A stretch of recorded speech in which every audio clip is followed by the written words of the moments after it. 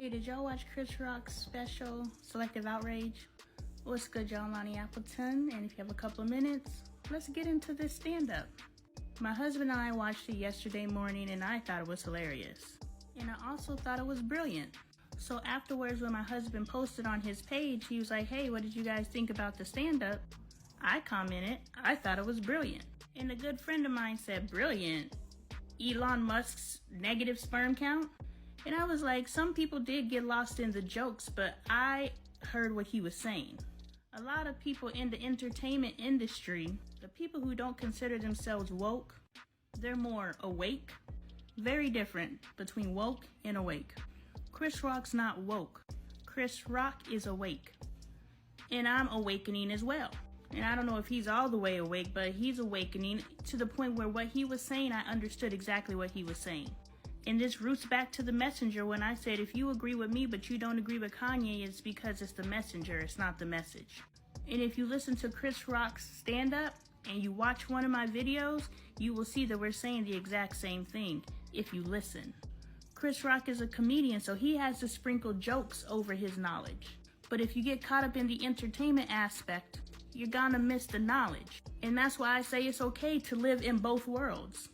Both worlds can coexist. For a long time when I was on my spiritual journey, I would swing all the way to the spiritual side and I would deny my physical world. And then when I would get sick of that, I would swing all the way to my physical side and ignore my spiritual world. It is just now that I'm able to swing or sit in the middle and experience both sides. And I can honor both sides of my duality. And that's what he's doing in this comedy special. He's entertaining you, but he's also giving you some information if you actually paid attention. But you have to be a vibrational match to hear what he's saying. And I heard him loud and clear. Now let's talk about a few scenes. Ladies, I will lick your ass and never call you again. But if we hold hands, you my girl. Why is that? Why is holding hands more intimate than licking ass? That don't make no sense. First of all, hats off to him for admitting he eats ass. And I'm not saying eating ass is good or bad. What I'm saying is he has a sexual kink that he likes to enjoy and he doesn't live in shame. He has not allowed society to shame him out of something he enjoys doing. And I know there's plenty of people out there who like to eat ass, and you ain't gotta admit it, but they like to do it. And they like it done, but they'll never admit it publicly. And I love how he says, why is something so intimate? Just something we do. We'll go down on somebody and get all in their hind parts, but won't hold their hand. We'll have sex with them on top of the covers, because some dumb rapper said it. But you can't get into my covers. You can't get into my bed, but you can get into my body. Like, it's really backwards and it doesn't make sense. And the second part is the Jada Pinkett part, but that's gonna be another part. Selective outrage, calling Jada Pinkett a B. What's good, y'all? I'm Lonnie Appleton. If you have a couple of minutes, I have a couple of messages. I just posted the first part of the Selective Outrage review and commentary, really, not really a review, just commentary. Let's have a conversation. And now I'm doing the second part, him calling Jada Pinkett a B. And it's really crazy, it's almost brilliant. Him calling her has created selective outrage. Some of us are upset with him calling her that, and some of us aren't. Myself, I understand. But I don't want to discuss that because I'm sure that's been discussed to death. And I'll insert my message response to someone so you understand my perspective there.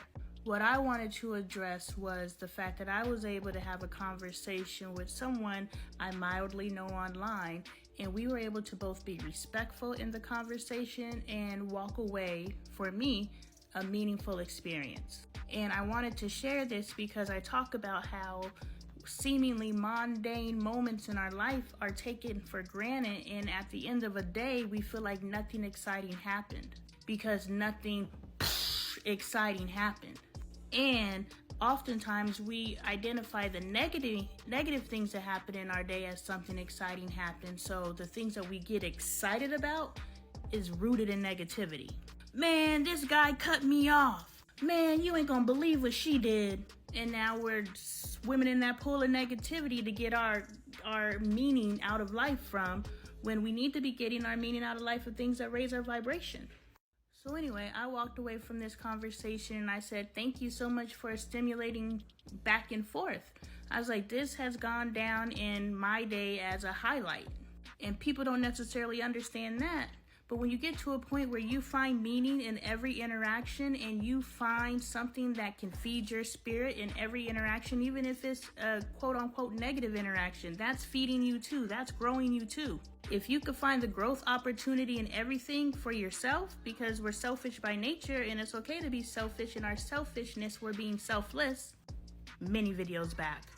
But what I'm saying is my day got a little bit more meaningful because I was able to have an engaging exchange and share my thoughts and ideas with someone, even though we didn't agree, even though we understand what each other is saying. We understand both sides, but it brought meaning to my day, and now my day is a bit more fulfilled just from that one quick interaction. So find meaning in the small things.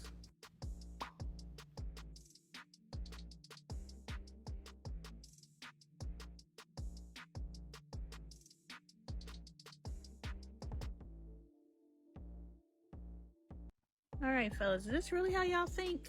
This video is directed to our men. Women, you're more than welcome to chime in. Have a conversation with the men in your life and see where their head's at with this, because this is perplexing to me. So you mean to say that this man was physically assaulted on national TV? And yes, all of us in our reactionary space understand. You slapped it out of me, we fighting. We are both going to jail today. Because as I said in my video yesterday, I'm willing to die for it. But let's thank the heavens Chris Rock is evolved enough to not be willing to die for this. Because what happened on the Oscars all those many months ago was a nigga moment. And for this person to respond to the question, did Chris Rock redeem himself? And their response is he's even more of a sucker. I'm just like, is this really how y'all think? Because this man chose not to go to jail, didn't throw his career away? Because this man chose not to. I think he did enforce stereotypes in another way, but that's another conversation. But this man did not choose to perpetrate black-on-black violence in the physical form on national TV. He's a sucker.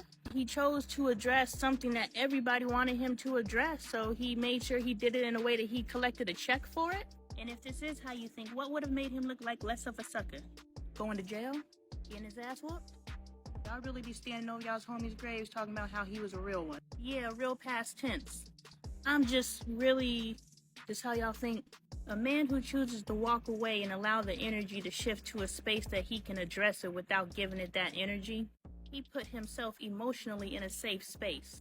This thinking, y'all. My husband posted the question, so I'm assuming the person that commented is damn near in their 50s, and this is their mentality. Then we wonder why our black men are out here struggling. Because for a black man to respect himself before he respects his peers' opinion makes him a sucker. Y'all don't see the flaw in that? Like, real talk, help me. Please help me. Because I'm confused. As far as I'm concerned, Chris Rock handled this the exact same way that a comedian should handle it. Tell some dang jokes. And the fact that he chose to walk away, and of course he's allowed to have a verbal response to a physical assault, kudos. I don't know if he redeemed himself or not. That's not mine to say, but what I'm saying is I'm proud of the way he chose to handle it, because he could have handled it way different and we could be having a totally different conversation. And how many people are laying in graves right now because they chose not to walk away because they didn't want to be perceived as a sucker to their peers. So if this is how you think, please check yourself, because the reason why we are losing so many of our black men is because of this mentality right here. They don't want to be seen as a sucker to their peers. And now they're a t-shirt.